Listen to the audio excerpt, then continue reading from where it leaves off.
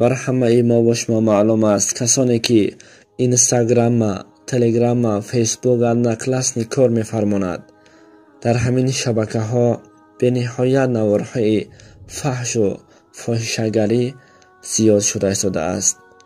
کجا یک آواریا می شود، کدام خانه در می گیرد و در کجای یک نفر با یک دختر چی کار می کند، یگان دخترها در کجای می نشینند. پرویز تیوی، حادثه تیوی، همین ها دخترهای مردم ما را شرمنده و شرمسار کرده ایستادند. این برادرانمان از همان شبکه ها بیزار شدند. باور کنین سمی اکتیونی پاپولیارنی سایت در تاجیکستان حاضر حادثه تیوی شده. شاید ایرا همه شما دانید، کسانی که اینستاگرام کار می‌فرماند دانید، در تلگرام نیز به نام همین شبکه ها کانال گشودند.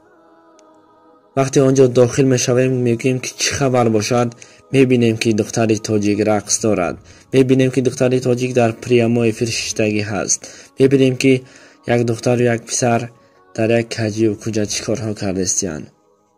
آنها نوار میکنند و میگویند که حادثه تیوی بقب. برادران عزیز، برادران اهل اسلام، آیا شما فکر نمیکنید که یک برادرتان اگر خواهر و اپای شما را همین خیل نوار کند چی میشوید؟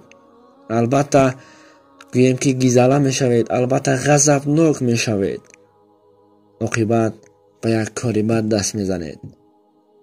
از شما خواهش میکنیم که همین شبکه ها را دفع کنید. حاضران میبینی پرویز تیوی بقب، حادثه تیوی بقب. آدمایی که همتر ویدیو را سیونگا میگینین شما اختون ایزو نمیکشین؟